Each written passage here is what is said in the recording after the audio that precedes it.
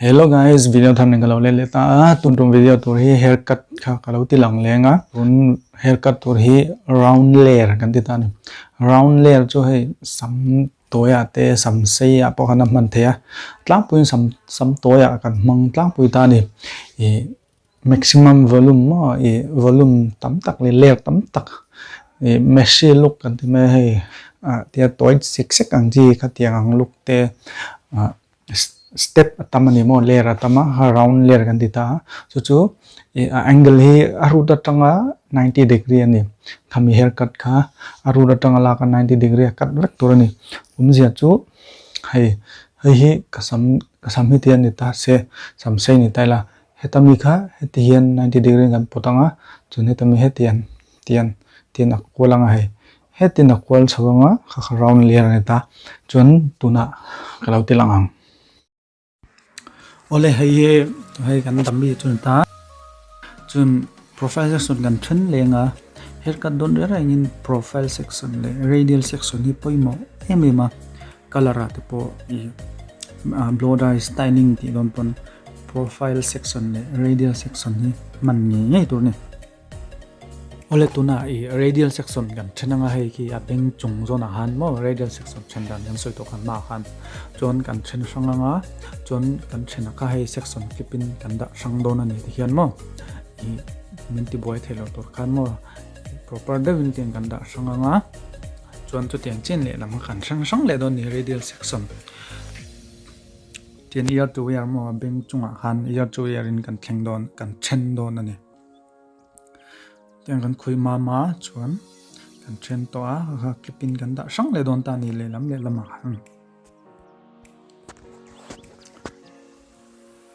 pangai do in tian proper do kan chena tian clipin chuan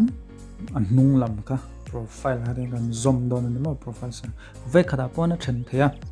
chuan har san deu le ti hian nung lam kan kinai chenanga ti hian la ya tak profile section ka chen turani kimi kan chen kha clipin kan da son kan clip lenga de son chun le lampo chu tiang chin profile section chu ki alaya tak kan chen gi profile section ania kan nar zone chi ale kan nung lam tu kum kimi nep half me chun ki horizontal in occipital zone a tak kan chen don ani ki horizontal in section kan chen lenga a guideline tour kan siam dona chun le lampo ki hian horizontal khamphei ki mo ki kan tu khum pong moi chi a hian occipital bone ani ta chon ki ta hian horizontal kan chenanga chuan guideline to profile section kan siam don ani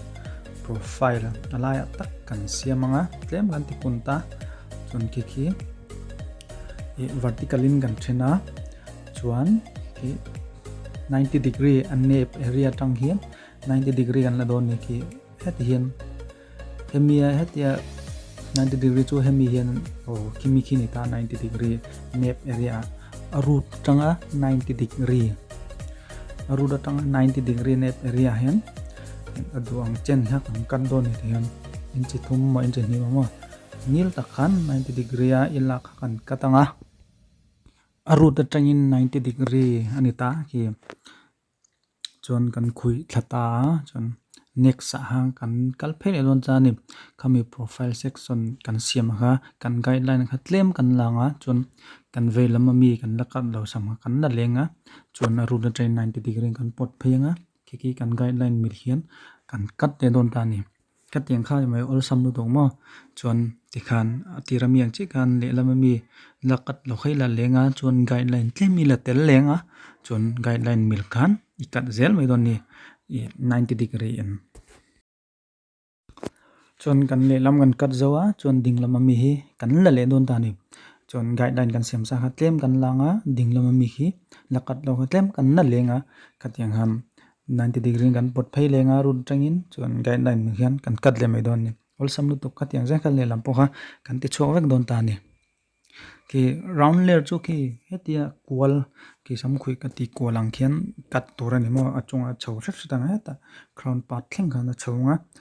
nepre kan kat zo occipital bone ho kan kat le nga sin i round kan siam don ni around mo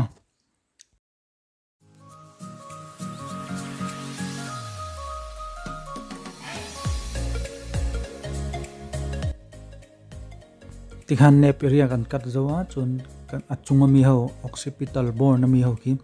kan langa chun achunga mi hi section in kan then sang lenga tiang che khan le lam kha kan la lenga tlem te te in ka ti do kha ki horizontally kan thena achunga mi hi clipin kan da sang le don ta ni tamlu tuk ti han kutin kuta leng lo thina chun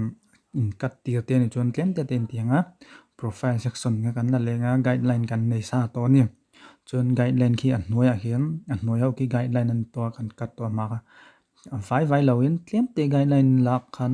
tlem te guideline kan langa chuan kimi occipital zone mil khian 90 degree kan pot phele don kimi kimo tikhian guideline kan nei sa a occipital 90 degree chuan 90 degree kan pot hi ki guideline kan hmuwa kan kat mai don ni mo noi bon guideline om sa ki tikhian in da mil velanga chuan I kat don ani tikhian kha ni mai mo ol sam tuk chuan profile section ami guideline kan nei sa to ki tlem kan da sanga le lam kan tan lenga dengan kat do kan la lenga chuan kami a guideline mil khan kan kat don ani mo 90 degree in occipital bone na tang han 90 degree in kan langa chuan kan katang tikhian ki guideline kan nei to a anoi mi hi chuan asma more sei ho hi kan kat don ani ahar lawa hemi arura tanga 90 degree laka guideline nei sam mil khan kat turani chon ka tiang chi khan le lam kha I guideline claim kan la lenga ama miang chi khan ne peria kan katang chi khan la kat lo kha claim kan la lenga chon 90 degree kan pot pheyanga occipital bone atangin an noi guideline milin kan kat le pop me don ni ol sam tuk ke tuna kalau tiang hian ki chon finger a ache dan ki tikhian ache turania 90 degree kan pot pheya amor sei ho ki kan kat don ani mo chuan anoi hei kan kiu hi noi lam zonga da pon I fingerin kan chep theya kan von theya chuan kan kiu chung lam zonga da pon ati thei ani kha kha chu nang mani thiam dan dan khan ti turani ki elbow an noi kan kiu ki noi lama dai taila tikhian kan kut ki tiang kan chepanga kan pot pheyanga chuan ki guideline kan musa a chuan a guideline mil khan kan tam pop mai don ani mo tikhian ngil takin ruta tangin 90 degree in kan katanga chuan round na kan siam don ani mo noi tangin round layer kan siam don ani tikhian ki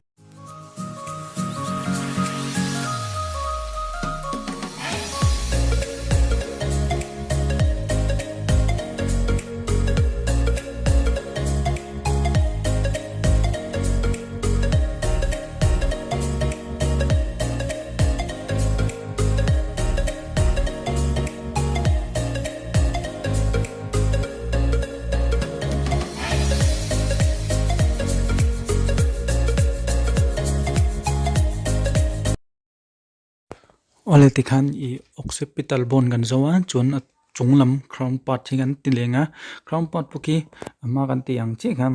I profile section guideline kan siam lenga ki guideline kan nei sa to chuan crown part khi occipital chung chia khine ta chuan tiang kan khuyanga kan pot chho don ani chuan an noi ki atam do wang kan la thenanga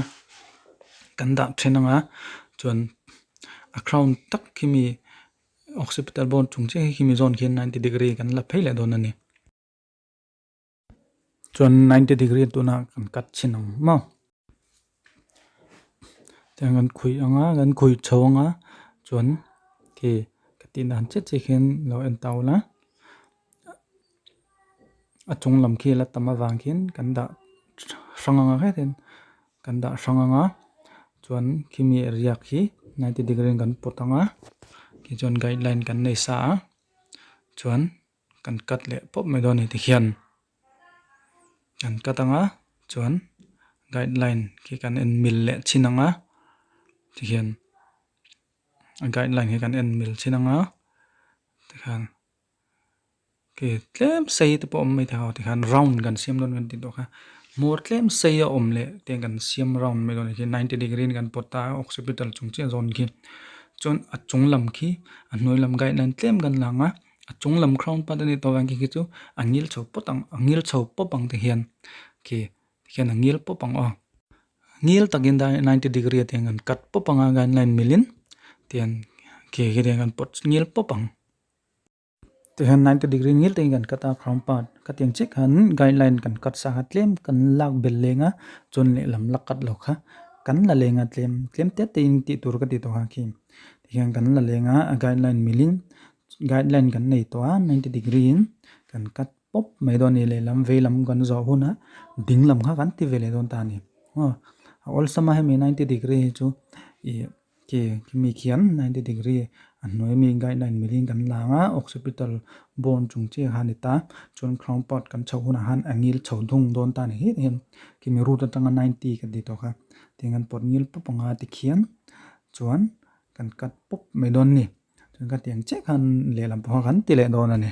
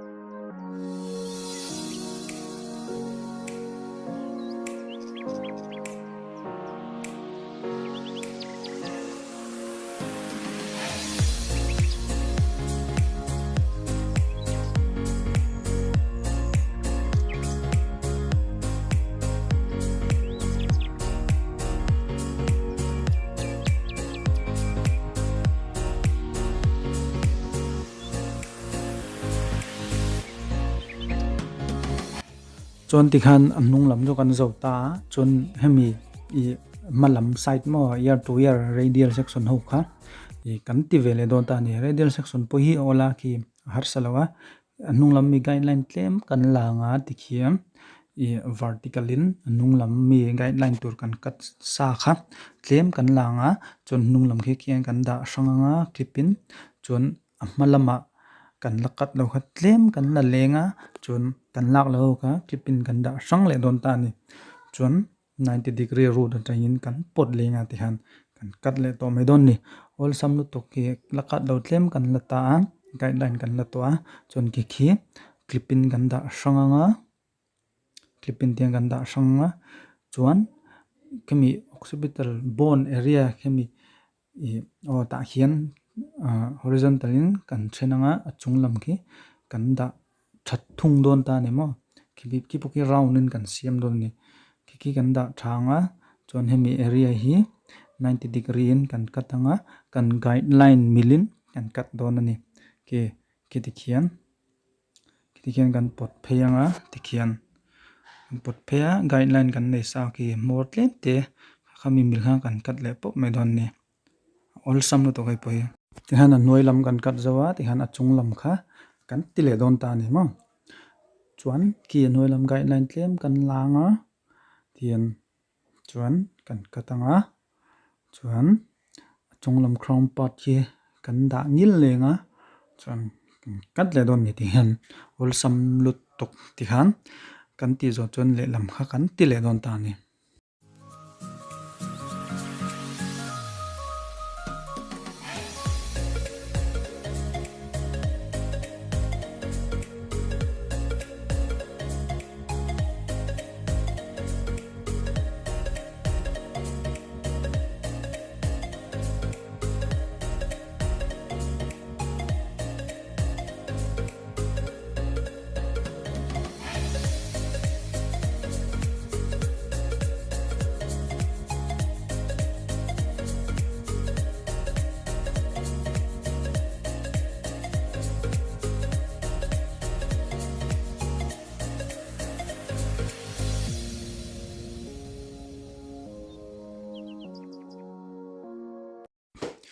thì hang kan kat zawa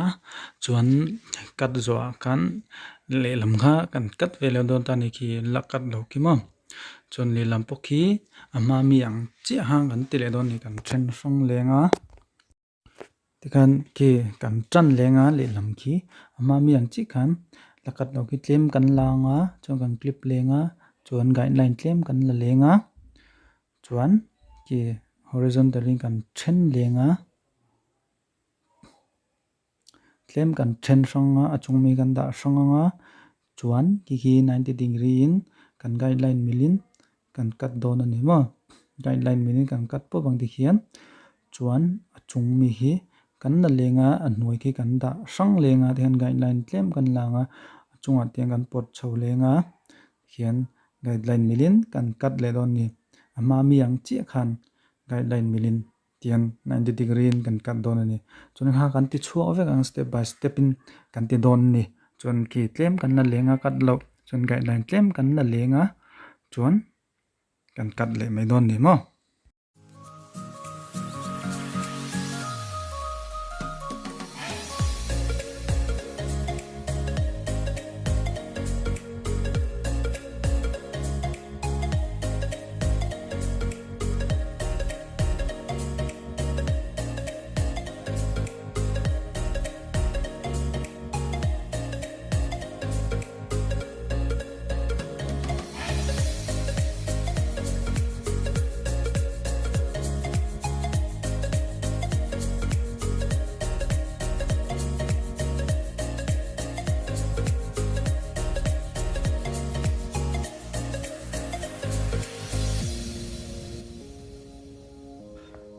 chuan ti khan I round layer chu zawh ta I 90 degree mo root atanga 90 degree kan ti to kha chuan haircut zawh re hian I kan customer te mo kan client te mo kan zawh tanga I blow dry le styling ti sak ni tu ni mo styling ti sak lo in hotir lo tu ni an du da nang thlapin straight blow dry ngen do curls nge in curls nge out curls nge du ti ha kan styling sak vek na chuan in na ma an hotir chau tu ni chuan kina curls te pawh lo ti lang nga hi a looks khani ta ni haircut looks kha dami ni rang hin tukin le lang theilo sam le mania original hair ka lo ti lenga ki kimi ang khian round kan siamanga original hair ana kina ka lo ti langa styling and blow dry curls in curls te pawh lo ti don nia chuan round layer kan se thiam ka ring ani chuan in lok pui nge ka ringa kami haircut zir du ho tan khan hi ka lo siama chuan khongain like le subscribe kami lo ti sakwala min lo share sakwala in tan video thatak tak ka lo ti zel don ani mo haircut rang te pawh ka ron la tiang chuan color rang te pawh ka ron la ti don nia chuan in zawh in lom thu in hina ka ron soi ani ka lome bye bye